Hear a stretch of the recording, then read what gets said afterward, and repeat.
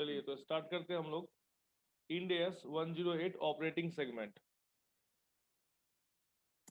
पहले जो हमारा ऑपरेटिंग सेगमेंट या ज्योग्राफी सेगमेंट, जो दो प्रकार के सेगमेंट होते थे एस 17 में।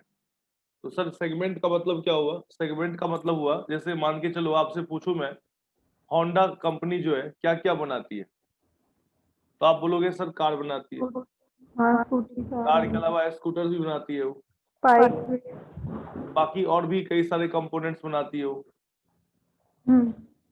स्कूटी के अंदर भी कई प्रकार की स्कूटी है, कार के अंदर भी कई प्रकार के कार है। तो जब आपके पास डिफरेंट प्रोडक्ट लाइन होते हैं, सोनी क्या क्या बनाता है? बहुत कुछ, गिर भी नहीं सकते। टाटा को देखिए। तो जब आप डिफरेंट प्रोडक्ट लाइन है, रिलायंस तो आजकल विजेता है मार्केट का। मुकेश अंबानी 1 घंटे में 90 करोड़ रुपया कमाता है after the lockdown lockdown sorry. तो रिलायंस को देखिए, कौन सा ऐसा बिजनेस नहीं है जिसमें उसने अपना हाथ पांव नहीं मारना शुरू किया है। मोदी जी साथ में उसके। आप करिए, हम बाकी को बैन करेंगे, आप बिजनेस करिए, कोई दिक्कत नहीं है। यही चल रहा है ना, विजिबल है। तो सवाल ये है कि हमारे पास जो इतने सारे प्रोडक्ट है, ये प्रोडक्ट जो वर्सेटाइल प्रोडक्ट है, डिफरेंशिएटेड प्रोडक्ट है, जिसका अपना एक अलग मार्केट है, अलग मार्केट डिमांड है, ये सारे हमारे प्रोडक्ट सेगमेंट। उसके अलावा मैं आपसे पूछूं, एप्पल कहाँ कहाँ बिजनेस करता है, कहाँ कहाँ किस किस कंट्री में उसका बिजनेस, तो that is the geographical segment. Vodafone कहाँ कहाँ बिजनेस करता है, कहाँ कहाँ किस किस कंट्री में बिजनेस कर रहे हो, that is the geographical segment. तो दैट इज द सेगमेंट। तो जो जियोग्राफिकल सेगमेंट है ना, ये कॉन्सेप्ट एएस 17 में था। जहां तक इंड एएस 108 की बात है, यहाँ कोई जियोग्राफिकल सेगमेंट नाम की चीज आपको देखने को नहीं मिलेगी। यहाँ आपको क्या देखने को मिलेगी? ऑपरेटिंग में। अब ये जो ऑपरेटिंग सेगमेंट है, इसके बारे में अपने को अलग से रिपोर्ट करके बताना है कि हमारे बैलेंस शीट में जो हमारा एसेट्स है या हमारा जो रिवेन्यू है, वो तो क्यूमुलेटिव बेसिस पे आप दिखाते हो ना, टोटल ओवरऑल कंपनी का दिखाते हो। अब टाटा ग्रुप की बैलेंस शीट है, तो टाटा ग्रुप के बैलेंस शीट में मान लो 50,000 करोड़ का एसेट्स है। बहुत बढ़िया। अब उसमें टाटा स्टील का कितना एसेट्स है, टाटा मोटर का कितना एसेट्स है, ये बताना भी तो जरूरी है, ताकि अपने जो हमारे डिफरेंट डिफरेंट प्रोडक्ट लाइन है या डिफरेंट डिफरेंट जो हमारे यूनिट्स है, उसका परफॉर्मेंस मेजरमेंट क्या हो पाए, सही से हो पाए। तो इसलिए हम लोग जो पढ़ने जा रहे हैं, मतलब डिस्क्लोजर बेसिस पे 3 एएस है। 3 एएस ऐसा है ना, that is not the part of financial statement. मतलब नहीं, ये नहीं बोल सकता कि that is not the part of इधर पीएनएल और balance sheet, that is the part of disclosure, because disclosure is also the part of financial statement. तो मैं ये लाइन बोलूँ कि फाइनेंशियल स्टेटमेंट का पार्ट नहीं है, तो ये तो रॉन्ग हो गया। बैलेंस शीट का पार्ट नहीं है। Earning per share India 33, index 33 में अर्निंग पर शेयर आप निकालते हो। तो कल भी हम बात कर रहे थे कि इंडेक्स 101 आ गया, तो इंडेक्स 101 के आने से अर्निंग पर शेयर में तुमने देखा प्रेफरेंस शेयर्स में बदलाव आ गए। तो रिक्लासिफिकेशन करना कैसे है आपको, पहले आप कैपिटल में थे, अब कहां से आ गए आप, लायबिलिटी में आ गए। ये इंडेक्स 101 में हमने डिस्कस किया था। But again earning per share की जहां तक बात है, अर्निंग पर शेयर जो आप कंप्यूट करते हो, रिलेटेड पार्टी ट्रांजेक्शंस जो होते हैं, तो ये related party transactions, earning per share और ये ऑपरेटिंग सेगमेंट, 3 ऐसे इंडेक्स है आपके फाइनल लेवल पे जहां पे आपको डिस्क्लोजर करनी है। डिस्क्लोजर से रिलेटेड इसके क्वेश्चंस बनेंगे आपके सामने। तो ऑपरेटिंग सेगमेंट की जब बात आती है, तो सबसे पहले क्या आएगा कि आप अपने ऑपरेटिंग सेगमेंट को आइडेंटिफाई कैसे करते हो कि ये ऑपरेटिंग सेगमेंट है भी या नहीं है। सबसे पहला काम तो ये होगा कि ऑपरेटिंग सेगमेंट ये है भी या नहीं है। तो कैसे आइडेंटिफाई करेंगे, तो उनका क्या रिस्क है, क्या उनका रिवार्ड है, और सारे प्रोडक्ट का रिस्क एंड रिवार्ड क्या होना चाहिए, अलग अलग होना चाहिए। जैसे टाटा मोटर अलग चीज है, टाटा स्टील अलग चीज है, डिफरेंशिएट आप कर पा रहे। बट हो सकता है कि आप होंडा कार बना रही है, तो कार का जो सेगमेंट है, तो कार के सेगमेंट अब होंडा सिविक है, होंडा सिटी है, तो उतना कुछ खास फर्क नहीं है जितना होंडा का जो स्कूटर है और होंडा कार है। तो आप सबसे पहले आइडेंटिफाई तो करो। कई ऐसे भी यूनिट्स आपके होते हैं जो जस्ट एक रिसर्च एंड डेवलपमेंट में इन्वॉल्व है, उनका कोई काम ही नहीं है, उनका कोई रिस्क तो है बट उसका रिवार्ड शायद उतना आसानी से आप मेजर नहीं कर सकते। They are just supporting their other entity, जहां पे सिर्फ risk and reward sorry research and development का काम चल रहा है। कई ऐसे एंटिटी हैं, मान लो आप टाटा मोटर्स है, टाटा मोटर्स तो कार बेचेगी, बट टाटा स्टील जो है, टाटा स्टील क्या करेगी, स्टील बना के अब या तो एक्सपोर्ट करेगी स्टील, तो बहुत बढ़िया। बट कई ऐसी कंपनी होती है जो प्रॉपरली कोई रॉ मटेरियल बनाती है, तुम लोग पढ़ते हो स्ट्रेटेजिक मैनेजमेंट में, जो अपने लिए ही बनाती है, जो शायद उसको बाहर बेचने की जरूरत नहीं है, वो अपने आप को ही बेचेगी। बाहर तभी बेचेगी जब अपना डिमांड पूरा हो जाएगा, तभी बाहर बेचेगी। तो सबसे पहला काम है हमें क्या करना है इस चैप्टर में कि आप कहीं ऑडिट करने भी जाओगे, एक ऐसी कंपनी जिसके ऊपर इंड एस लग रहा है, और मान लो उसके पास वर्सेटाइल प्रोडक्ट है, वर्सेटाइल यूनिट्स है, तो वहां उसको पूछो ये इन यूनिट्स को तुम क्या ऑपरेटिंग सेगमेंट मान रहे हो या नहीं मान रहे हो। सबसे पहली बात ये हो गई। और ऑपरेटिंग सेगमेंट मान रहे हो तो ऑपरेटिंग सेगमेंट तो कई सारे हैं, टाटा के 108 सेगमेंट है लगभग, तो क्या मैं 108 को रिपोर्ट करूं? तो पहले काम है आइडेंटिफाई करना कि ऑपरेटिंग सेगमेंट है या नहीं, फिर दूसरा काम है कि उस ऑपरेटिंग सेगमेंट को मैं अलग से रिपोर्ट करूं या ना करूं। तो दो काम करना आपको इस चैप्टर। बात आ रही है समझ में सीमा? Yes sir. चलिए तो फटाफट लिखेंगे। क्या पढ़ रहे हैं, आपको अंदाजा लग गया होगा क्या पढ़ रहे हैं हम लोग? Segment reporting. Segment reporting. और सेगमेंट रिपोर्टिंग अब जो है ना, पहले एस 17 में सेगमेंट रिपोर्टिंग नाम था, तब जियोग्राफिकली सेगमेंट अलग होते थे और ऑपरेटिंग या प्रोडक्ट अलग होते थे। अब इसका नाम सेगमेंट रिपोर्टिंग ना होकर सिंपल है ऑपरेटिंग सेगमेंट। तो यहां सिर्फ ऑपरेटिंग सेगमेंट की हम क्या करेंगे, बात करेंगे। क्लियर है? Yes sir. यस। तो लिखेंगे आप लोग, सबसे पहला हेडिंग दीजिए, important aspect of end S 108।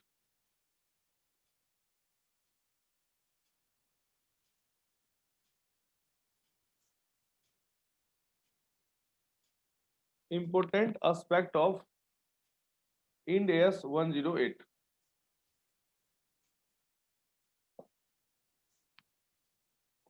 अब क्या यहाँ इंपोर्टेंट एस्पेक्ट है? तो लिखिए, सबसे पहले मैनेजमेंट का क्या अप्रोच है। बुक्स ऑफ अकाउंट्स बनाना किसका काम है? मैनेजमेंट का ही काम है ना। तो सबसे पहला काम जो इंपोर्टेंट एस्पेक्ट है उसमें लिखिए management approach to segment reporting.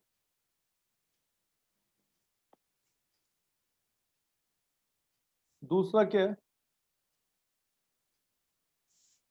CODM। CODM, एक सिम आता था पहले CDM, वो नहीं है वो, CODM है, मतलब चीफ ऑपरेटिंग डिसीजन मेकर। इसको बोलते हैं हम चीफ ऑपरेटिंग डिसीजन मेकर। तीसरा एस्पेक्ट है आपका, बस इन्होंने चर्चा किया कि जो आपके ऑपरेटिंग सेगमेंट है,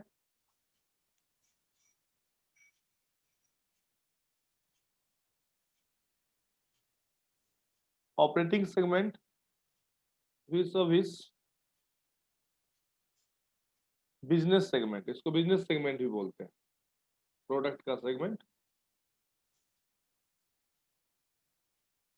एक और सेगमेंट मैंने कहा था आपको, क्या कहा था? जियोग्राफिकल सेगमेंट की बात ये कर देते हैं, बट उसके ऊपर ज्यादा फोकस नहीं है। चौथा जो पॉइंट आपको देखना है, no classification of primary and secondary reporting segment. पहले एएस में होता था, no classification of primary and secondary segment like AS 17। और फिर अकाउंटिंग पॉलिसीज क्या अपनाएंगे आप?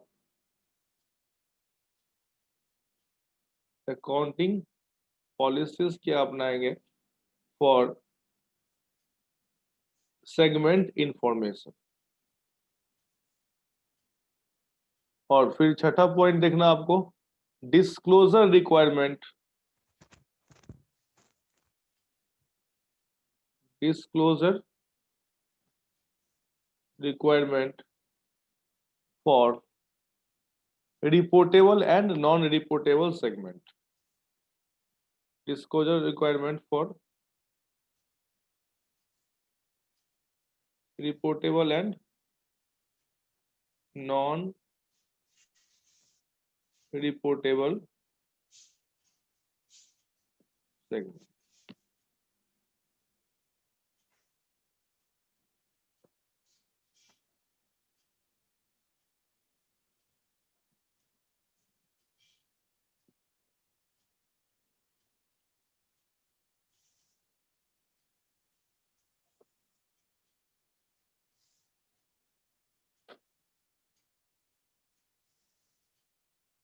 क्लियर?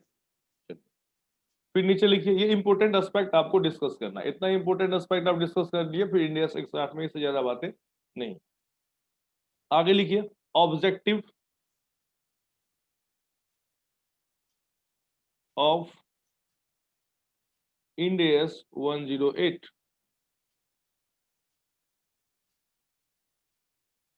क्या ऑब्जेक्टिव है?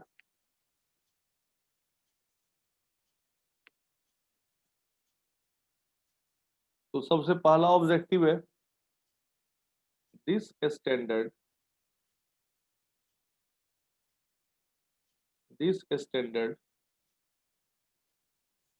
specify disclosure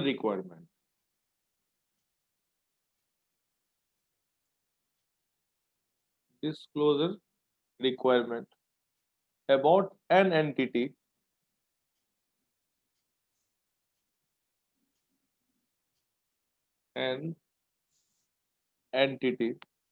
operating segment।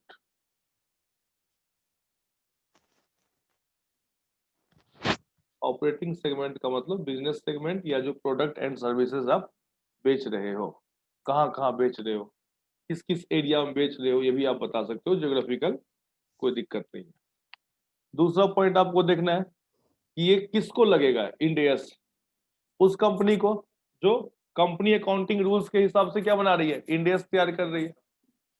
अब कई सारी ऐसी कंपनी है जो कॉन्सोलिडेटेड फाइनेंशियल स्टेटमेंट भी बनाती है, और कई सारी कंपनी स्टैंड अलोन, जिसका सब्सिडी नहीं है उसका स्टैंड अलोन ही होगा, और जिसका सब्सिडी है वो क्या बनाएगा, सब्सिडी है या फिर आपका इन्वेस्टमेंट्स इन क्या बोलते हैं, एसोसिएट है, या फिर ज्वाइंट अरेंजमेंट है आपका, तो जहां पे कंसोलिडेशन होता है। तो अब ये जो 108 लगाओगे वो किसके ऊपर लगाओगे, एक ऐसी कंपनी है जो सिर्फ स्टैंड अलोन ही बनाती है, तब तो फिर स्टैंड अलोन पे ही लगा दो।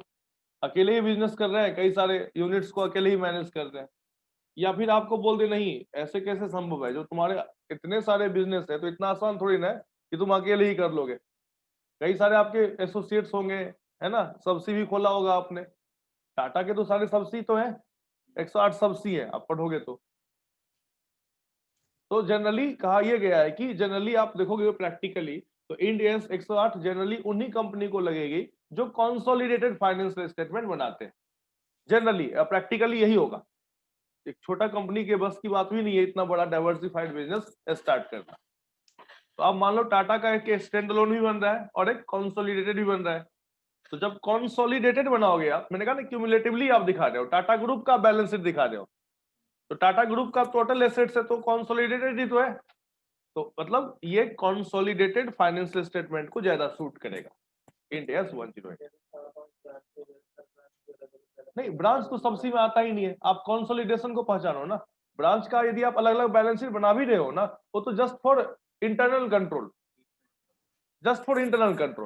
है ना, वो तो आप इंटरनल कंट्रोल के लिए बना रहे हो। जब मैं कंसोलिडेशन बोलूंगा तो एज पर इंडिया कहाँ कहाँ आपको जो आपका सब्सिडी जो आपका 110 है ना, 110 में कैसे कंसोलिडेशन करते हो, तो सिर्फ उसी की बात आएगी।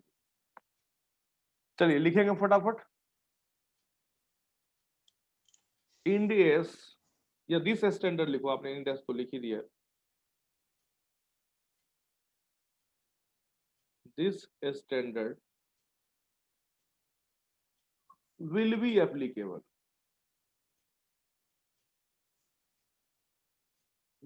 applicable to those company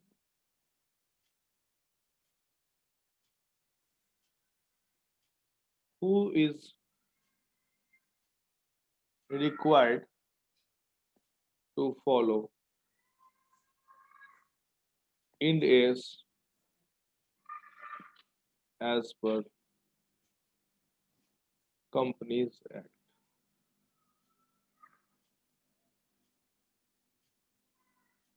Accounting Standards Rule, AS rules. फिर तीसरा पॉइंट लिखिए, segment information is required only for consolidated financial statement. Segment information is required only for consolidated financial statement. Clear यहां तक? ऑब्जेक्टिव भी क्लियर है? चलिए आगे लिख लिया मोना आपने? Yes, sir. आगे लिखेंगे steps in operating segment.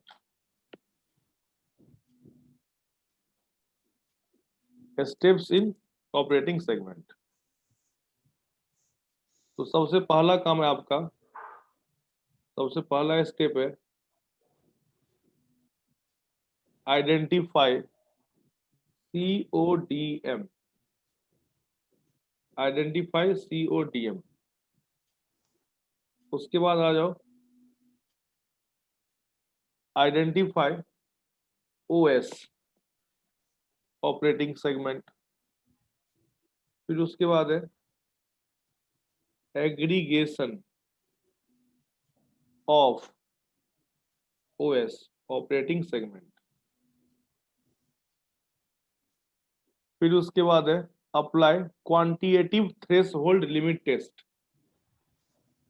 Apply quantitative threshold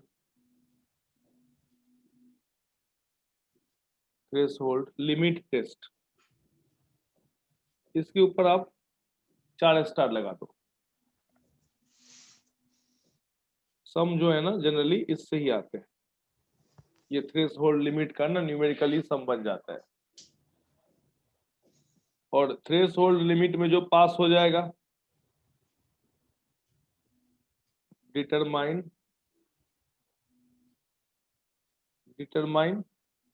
reportable segment. आपका इंस्टीट्यूट क्या बोलता है थ्रेशोल्ड लिमिट क्या है पेपर में पास करने के लिए? एक पेपर में 40, तो पास तो हो गए, बट भैया रिजल्ट जो परिवार को दिखाओगे 200 से ऊपर. उसके लिए 200 से ऊपर चाहिए. ये 200 है. ये सॉरी ये नहीं, ये तो ये हो गया. इंस्टीट्यूट ने तो पास कर दिया, बट रिजल्ट जो पब्लिकली जाएगा ना उसके लिए ऐसे नहीं. ये बोलता है 50% नहीं 75% मार्क्स आना चाहिए. ये याद रखना. अप्लाई 75% टेस्ट अटेंडेंस है ये. तो हम apply 75% test to reportable segment. मतलब ये बोलेंगे कि कुछ ऐसे सेगमेंट है ना, वैसे ये पास कर देते हैं. कुछ ऐसे सेगमेंट है जो थ्रेशोल्ड लिमिट तो पास कर गए, बट 75% वाले में पास नहीं कर रहे हैं. सरकार बनानी है आपको. तो मान लो तुमको 40 सीट चाहिए विधानसभा में, तो तुम्हारे पास 30 सीट आया है, और विपक्ष में 3 पार्टी है, किसी के पास 10 है, किसी के पास 12 है, किसी के पास 5 सीट है. तो जाओ बात करो, खींच के ले आओ उसको. तो यहाँ क्या है ना कि यहाँ पे अमित शाह काम करेगा. यहाँ पे वो क्या करेगा कि जो नॉन रिपोर्टेबल सेगमेंट है उसको भी आपस में बुला करके अपने आप को 75% बनवा देगा.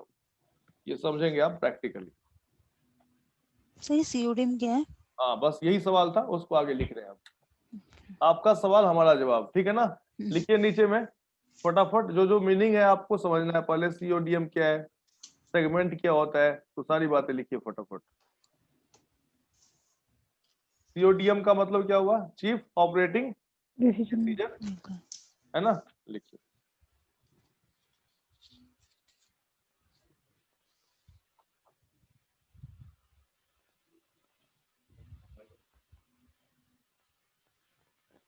लिखेंगे?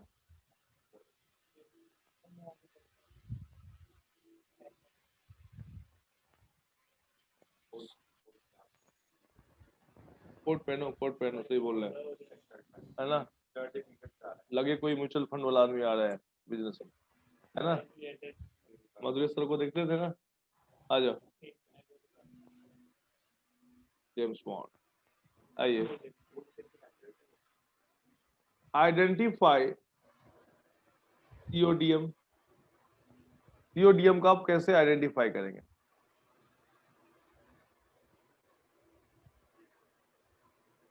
तो लिखिए सबसे पहले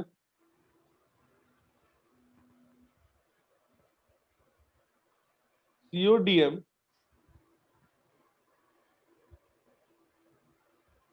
can be single individual or even group of managers which is who is senior management team। तो आप लोग ना फोन अनम्यूट, सॉरी क्या बोलते हैं, म्यूट कर लीजिए, थोड़ा रिकॉर्डिंग कर रहे हैं तो सही रहेगा। बाकी डॉट्स जब पूछना हो तो अनम्यूट करके पूछेगा। Who is senior management team of an organisation, यही है चीफ ऑपरेटिंग डिसीजन मेकर। ठीक है, तो पहले जो हम पढ़ते थे ना AS17 बता दूं, तो वहां क्या होता था ना, प्रोडक्ट और सर्विसेज को देख करके ऑपरेटिंग सेगमेंट डिसाइड होता था। पहले जो हम पढ़ते थे वहां पे क्या होता था कि ओल्ड वर्जन में सेगमेंट क्लासिफिकेशन होता था रिस्क एंड रिवार्ड, प्रोडक्ट के रिस्क और रिवार्ड को देखते हुए। लेकिन जो आपका ये वाला इंडेक्स 108 जो आप पढ़ रहे हो, ये मैनेजर साहब का ज्यादा रोल है। मैनेजर साहब आपको सही सही बताएंगे रिस्क एंड रिवॉर्ड के बारे में। ठीक है, तो manager dominated classification rather than based on risk and reward. तो ये 108 में जो हम सेगमेंट को आइडेंटिफाई करने जाएंगे तो यहाँ कौन हेल्प करेगा? मैनेजर से। पहले क्या होता था, हमें खुद एनालाइज करना होता था कि कौन सा प्रोडक्ट है, उस प्रोडक्ट का क्या रिस्क है, क्या रिवार्ड है। इसलिए सीओडीएम आपको पहला स्टेप वही बोला है कि पहले मैनेजर साहब से आप बात करो, वो आपको बताएंगे। तो लिखिए फटाफट इस बात को नीचे में।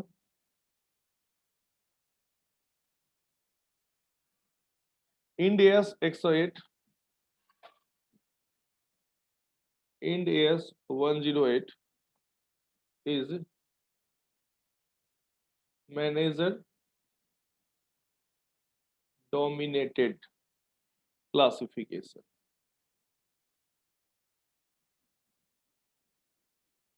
manager dominated classification rather than based on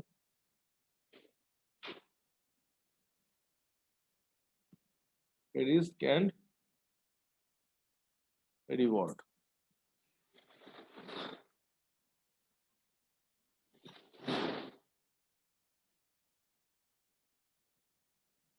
A CODM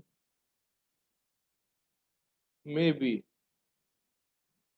CEO, Chief Executive Officers, or CEO plus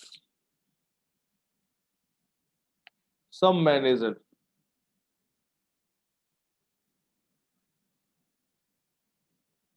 or even BOD, पूरा बोर्ड ऑफ डायरेक्टर्स ही। और BOD में अपॉइंट, बोर्ड के पास पावर है या नहीं है, BOD में appoint a group of individual. Board के पावर कहाँ लिखे हुए हैं कंपनीज एक्ट में? कौन सा सेक्शन है बताना मोना, आजकल तुम बड़ा लॉ पढ़ती रहती हो।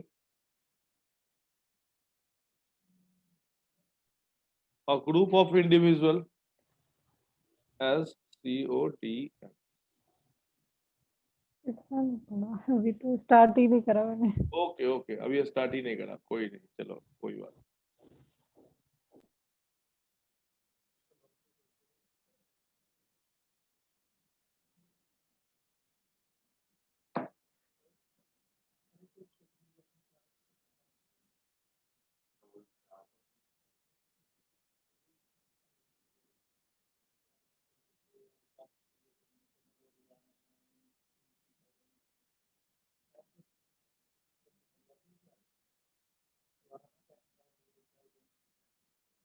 चलिए आगे चले। Yes sir. इधर आइए, रिपोर्टेबल सेगमेंट।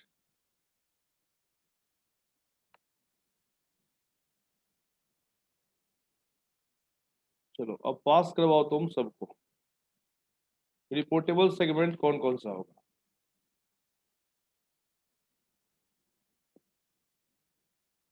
तो लिखिए इसके बारे में, an operating segment becomes reportable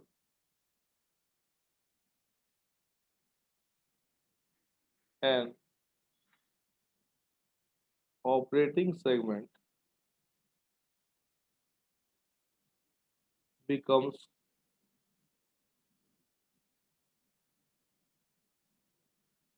reportable if it meets certain threshold test related to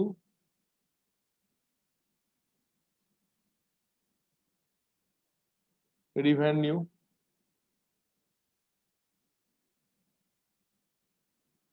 operating performance. Operating performance का मतलब हुआ प्रॉफिट या लॉस, ठीक ना, ऑपरेटिंग परफॉर्मेंस एंड एसेट्स।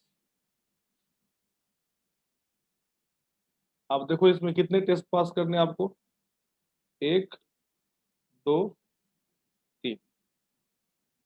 एक तो रिवेन्यू का टेस्ट पास करना है, फिर आपको ऑपरेटिंग परफॉर्मेंस मतलब प्रॉफिट या लॉस, और फिर आपका तीसरा टेस्ट क्या बताओ, एसेट्स। तो लिखिए पहला टेस्ट लिखिए, सबसे पहला टेस्ट क्या है, तो लिखो रिवेन्यूज। अब रिवेन्यू जो है ना, कहा ना मैंने, कई बार आप अपने ब्रांच को ही ट्रांसफर करते हो, फिर आप बाहर बेचते हो, इसको बोलते हैं हम ट्रांसफर प्राइसिंग।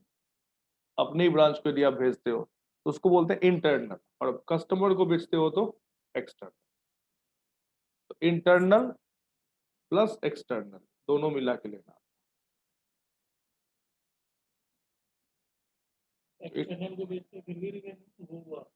हाँ यहाँ रिवेन्यू मान लेते हैं, नहीं तब तो फिर सेल हो गया, सेल हो गया। और यदि आप इंटरनली बेचते हो तो ट्रांसफर प्राइस है।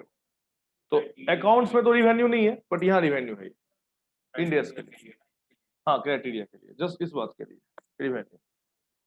कई बार आप कॉस्ट प्लस बेचते हो, देखते हो डिपार्टमेंट में कॉस्ट प्लस 20 पे हम ट्रांसफर कर रहे हैं, तो फिर भी वो सेल तो नहीं है, ओनरशिप ट्रांसफर नहीं होता है ना। चलिए तो देखिए इंटरनल और एक्सटर्नल दोनों आपको लेना है रिपोर्टिंग के लिए। आर 10% और more of the combined revenue of the combined revenue of all operating segment. क्योंकि मैंने कहा था आपको कि सबसे पहले सीओडीएम से बात करोगे, और सीओडीएम क्या करेंगे, क्या क्या उनका ऑपरेटिंग सेगमेंट है उसको डिसाइड करेंगे। फिर तीसरा था सारे ऑपरेटिंग सेगमेंट का एग्रीगेशन करेंगे, एक स्टेप था, है ना। तो एग्रीगेशन करने के बाद हम देखेंगे अब 10 रिपोर्टेबल सेगमेंट है, तो 10 रिपोर्टेबल सेगमेंट है, तो 10 रिपोर्टेबल सेगमेंट का यदि हम करेंगे एग्रीगेशन, ठीक है। हम तो आराम से नेट लेके गए, मत हो जाना तुम्हारा। तो 10 ऑपरेटिंग सेगमेंट है, सबका मैंने क्या कर दिया, एग्रीगेशन कर दिया। तो सबका एग्रीगेशन करने के बाद ही तो आप टेस्ट करोगे ना, मान लो A to Z है आपके पास कंपनी, तो सबका टोटल रिवेन्यू ले लो। अब फिर A को देखो कि टोटल रिवेन्यू के 10% या उससे ज्यादा रिवेन्यू दे रहा है, या एग्रीगेशन ही तो है एक तरीके से ये। दूसरा लिखिए, ऑपरेटिंग परफॉर्मेंस को क्या बोल रहा था मैं, प्रॉफिट और लॉस, ठीक है ना। तो ये प्रॉफिट और लॉस इज कितना होगा, प्रॉफिट और लॉस इज 10% और मोर,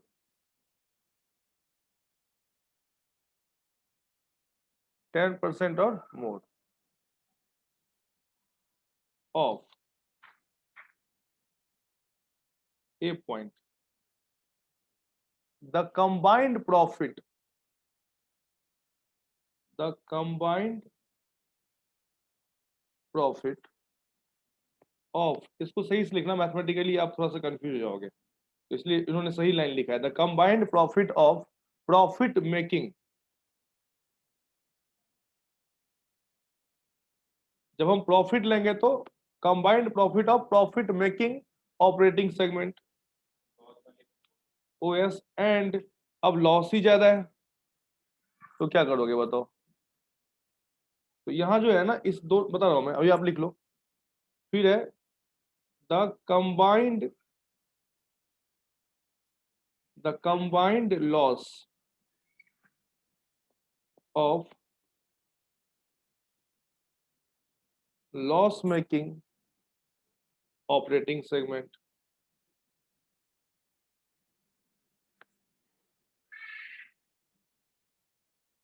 ब्रैकेट में लिखो, loss shall be taken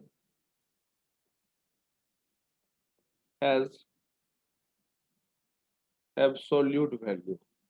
क्या लोगे आप उसको, एब्सोल्यूट वैल्यू। एब्सोल्यूट वैल्यू का मतलब क्या होता है, नहीं निगेटिव जो है ना वो तो है ही लॉस, तो उसको यदि एब्सोल्यूट लोगे तो क्या लोगे आप, 30 पॉजिटिव।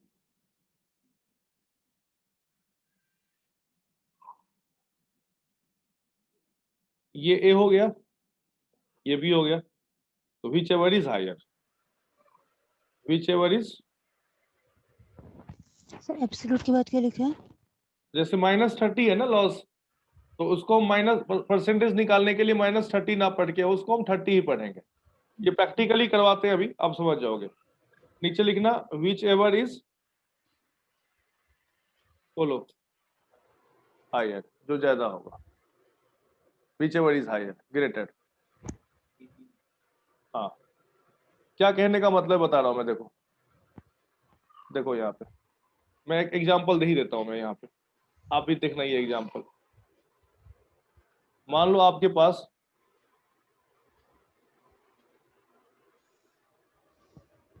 सेगमेंट है ए बी सी डी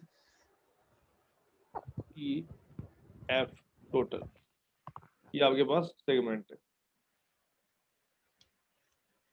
ये अभी समझ जाओगे आप। A B C D E F और ये आया टोटल। अब मैंने आपको दिया प्रॉफिट भी है किसी के पास और किसी के पास लॉस भी है, गारंटी थोड़ी ना सब प्रॉफिट ही कमाएंगे। तो अब मैं जिसका जिसका प्लस में जनरली लिखूंगा प्रॉफिट है, और जिसका माइनस में लिखा हो क्या है, लॉस है। तो देखो प्रॉफिट कितना कितना है, 3.2 है प्रॉफिट मान लो ए का, फिर माइनस में है 0.5, तो बी लॉस में जा रही है। अब ये है 4 है, ये है 7, ये है माइनस में 1.3, और ये है फिर माइनस में 0.3। अब टोटल करो, तो आप सबका यदि टोटल आप प्रॉफिट रिपोर्ट करोगे तो टोटल कितना आ रहा है, 12.1 आ रहा है। ये जनरली आप जो मैथ्स करते हुए ही दिया हुआ, ये तो अपना प्रॉफिट एंड लॉस स्टेटमेंट का रिपोर्ट है, ये तो अपने पास आ गया। अब जो हम क्राइटेरिया चेक करते हैं, हम बोलते हैं हम उस सेगमेंट को हम क्या करेंगे, रिपोर्ट करेंगे। तो सेगमेंट को रिपोर्ट करने के लिए 3 क्राइटेरिया है। कितने क्राइटेरिया है, 3। पहला क्राइटेरिया था एसेट्स, तो एसेट्स तो माइनस में होगा नहीं, तो सिंपल आप कैलकुलेट कर लोगे, इसलिए उसका मैंने एग्जांपल नहीं दिया। फिर रिवेन्यू का क्राइटेरिया है, तो रिवेन्यू भी तो प्लस में ही होगा, माइनस में होगा ही नहीं। तो एसेट्स या तो 10% या उससे ज्यादा है ओवरऑल का, रिवेन्यू 10% या उससे ज्यादा है ओवरऑल का। और जो तीसरा है ऑपरेटिंग परफॉर्मेंस, यहाँ जो कैलकुलेशन करना आपको थोड़ी सी सावधानी रखनी है। यदि सारे प्रॉफिट है तो कोई दिक्कत नहीं है, सारे के सारे लॉस है तो भी कोई दिक्कत नहीं है, बट कुछ प्रॉफिट और कुछ लॉस है, तो उस केस में आप क्या करोगे? तो पहले देखो रूल देखो, पहले आप किसको लोगे? पहले आप लोगे ऑल प्रॉफिट। पहले आप क्या लोगे? All profit. तो ऑल प्रॉफिट देखो कितना है? 14.2।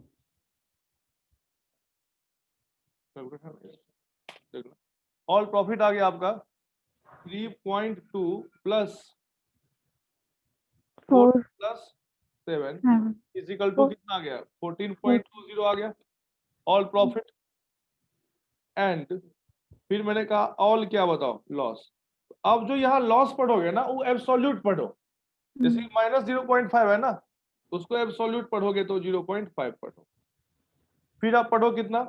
1.3 और फिर कितना पढ़ो आप? 0.3 0.3। इसका टोटल कितना आ गया? 2.1 आ गया। तो अब इस दोनों में ज्यादा कौन सा है?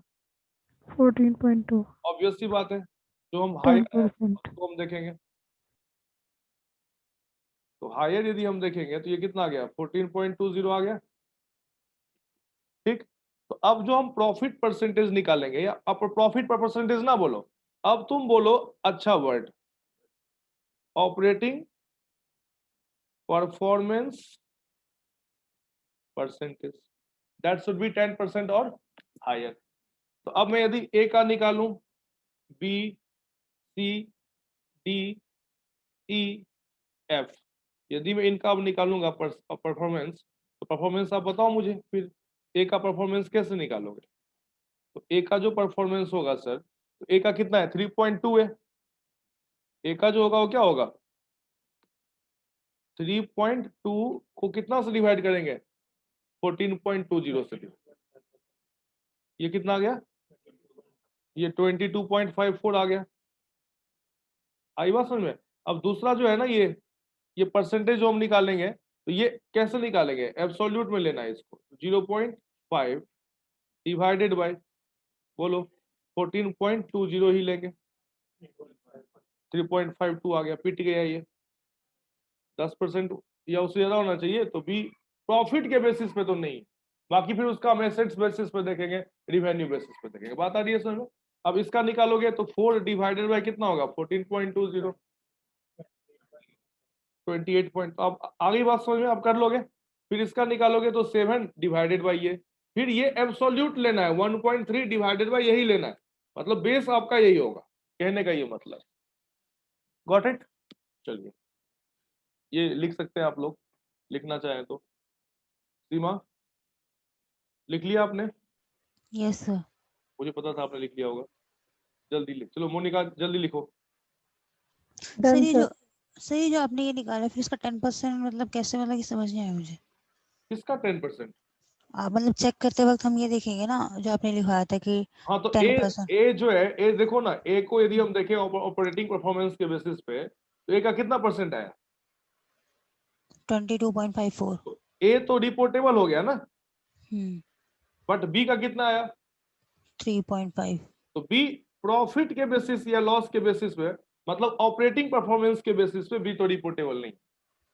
इस बेसिस पे यदि हम ऑपरेटिंग परफॉर्मेंस बेसिस लेते हैं ना, तो 10% या उससे ज्यादा होना चाहिए, तो अभी बी रिपोर्टेबल नहीं, अच्छा।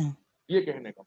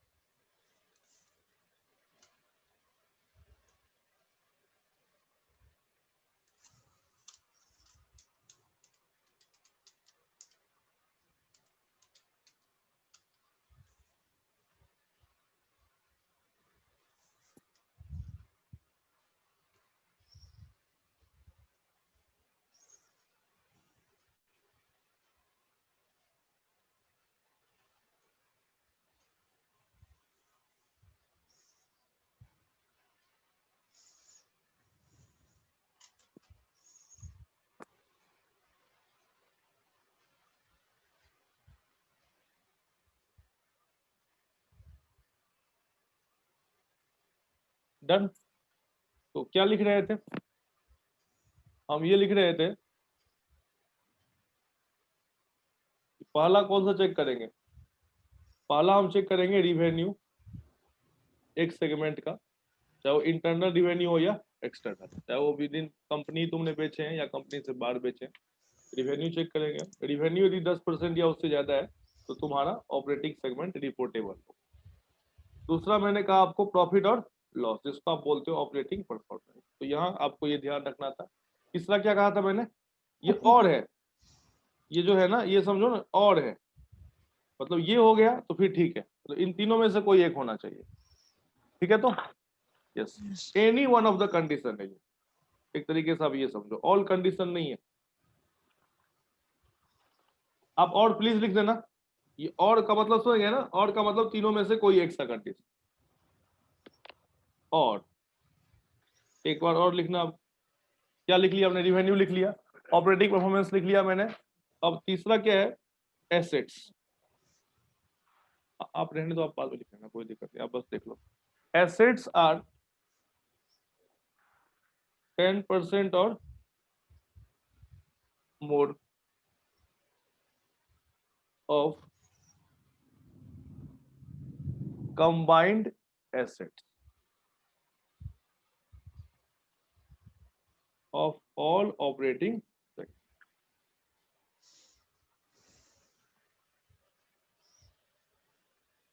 क्लियर? तो ये तीन कंडीशन हो गया। अब तीन कंडीशन में मान लो ए पास हो गया, तो अब आपको लिखना है एक एडिशनल कंडीशन है। सारे सब्जेक्ट में तुम्हारे 40-40 नंबर तो आगे भैया, बट ओवरऑल 200 नहीं आया। तो सीजन 2 चलेगा तुम्हारा, है ना? नवंबर में हो तो जून चलेगा, जून में हो तो बोलो। है ना? तो कोई यहाँ पे, तो एडिशनल कंडीशन। तो एडिशनल कंडीशन क्या बोल रहा है? एडिशनल कंडीशन ये बोल रहा है कि if segment becomes reportable,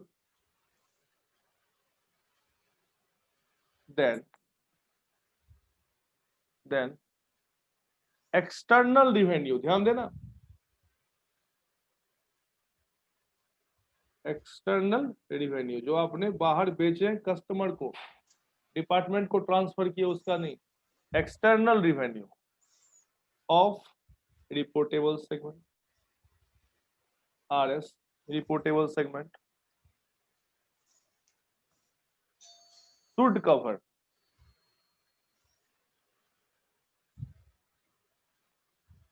eight least कितना percent? 75% of the entity, of the, यहां तो पिट जाएंगे बड़े सारे entity.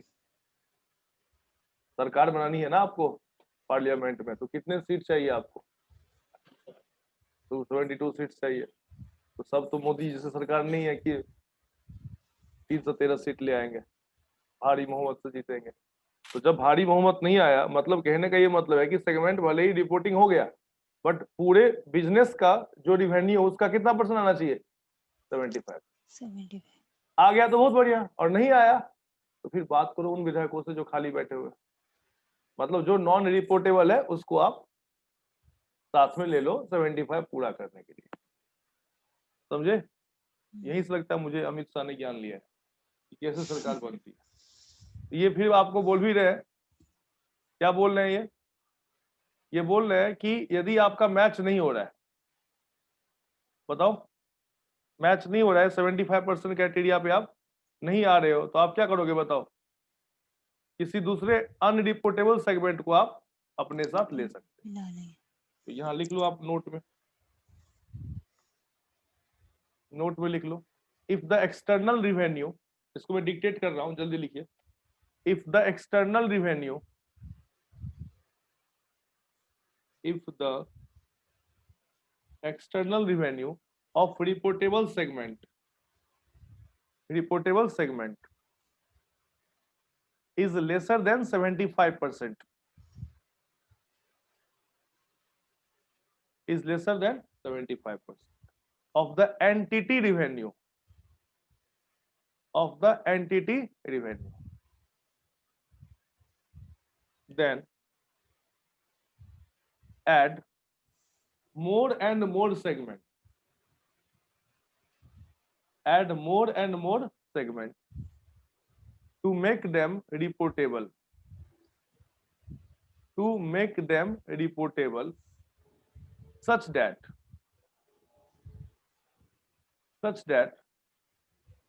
the external revenue of the reportable operating segment, the external revenue of reportable operating segment should be at least कम से कम 75% होना चाहिए, should be at least 75% of entity revenue. Sir एक बार starting में बोल देना। स्टार्टिंग में कहा मैंने कि if the external revenue of the reportable segment is lesser than 75% of the entity revenue, add more and more segment to make them reportable. Add more and more segment to make them reportable, such that the external revenue of the reportable operating segment should be at least 75. Clear? अच्छा, कई बार क्या हुआ, Yes, sir. इस बार तो तुम्हारा मान के चलो रिवेन्यू जो है 10% या उससे ज्यादा हो गया, या प्रॉफिट 10% से ज्यादा हो गया, या एसेट 10% या उससे ज्यादा हो गया, तुम रिपोर्ट भी कर लिया, बट अगले साल तुम्हारा एसेट्स कम हो गया, तो लिखिए एक बार यदि रिपोर्टेबल है ना तो आगे साल भी वो रिपोर्टेबल होगा ही होगा। लिखेंगे once segment became reportable,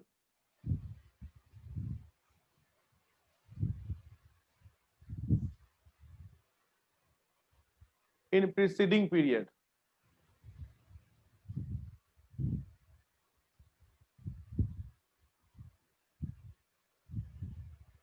once segment become reportable in preceding period but not identified as reportable segment,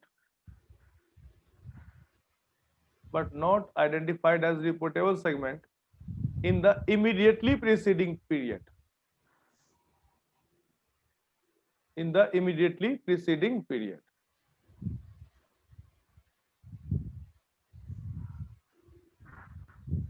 क्या लिखा है लाइन मैंने, once in preceding period and not identified as, नहीं मैंने एक second, once segment become reportable and not identified as, Reportable segment. नहीं ये immediate preceding नहीं होगा, succeeding होगा ना, ये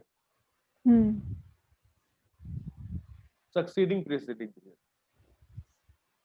period के आगे ना, succeeding preceding period, immediately preceding period के आगे लिखना है या नहीं इमीडिएटली वर्ड हटा दो ना, इमीडिएटली प्रीसीडिंग पीरियड नहीं होगा, कहने का ये मतलब है कि मान लो ये प्रीसीडिंग पीरियड है, इस साल आइडेंटिफाई हो गया, बट उसके अगले साल उसके सक्सीडिंग आइडेंटिफाई नहीं हुआ, तो भी मैनेजमेंट को लग रहा है यार ये तो रेलेवेंट है, तो मैनेजमेंट फिर भी इसको इस साल रिपोर्ट कर सकते, तो सक्सीडिंग इमीडिएटली में तो फिर पीछे चला जाएगा वो, सक्सीडिंग हो, तो क्या लिखा आपने, succeeding preceding period,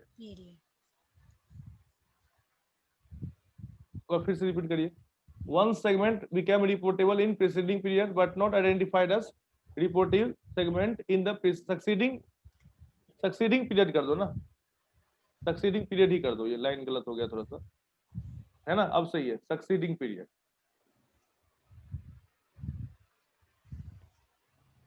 due to disqualifying the threshold limit,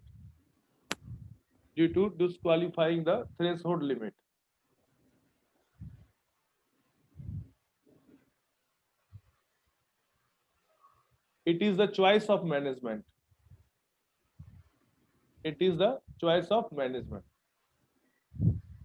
to consider as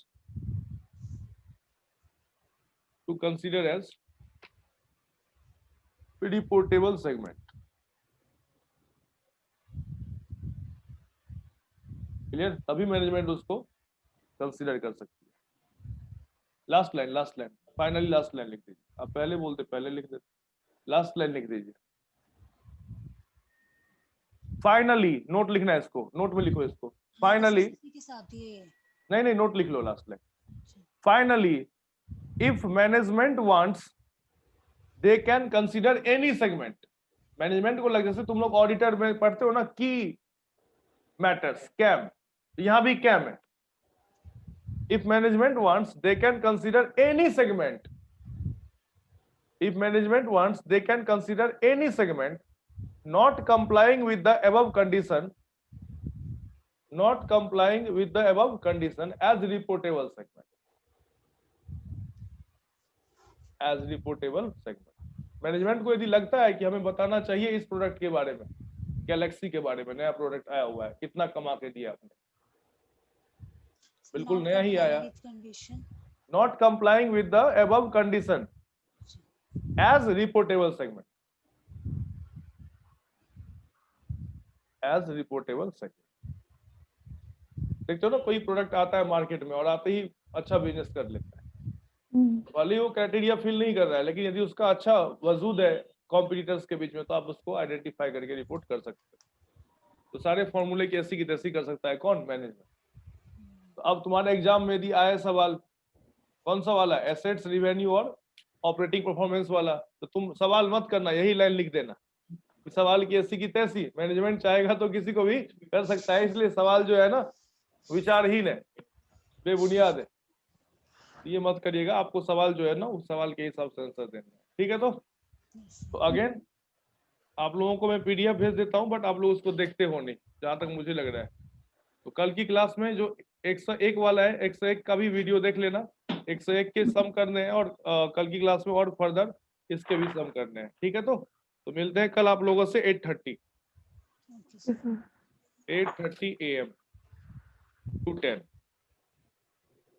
चलिए आज इतना रहने दीजिए, ठीक ना? इसके सारे कॉन्सेप्ट हो गए।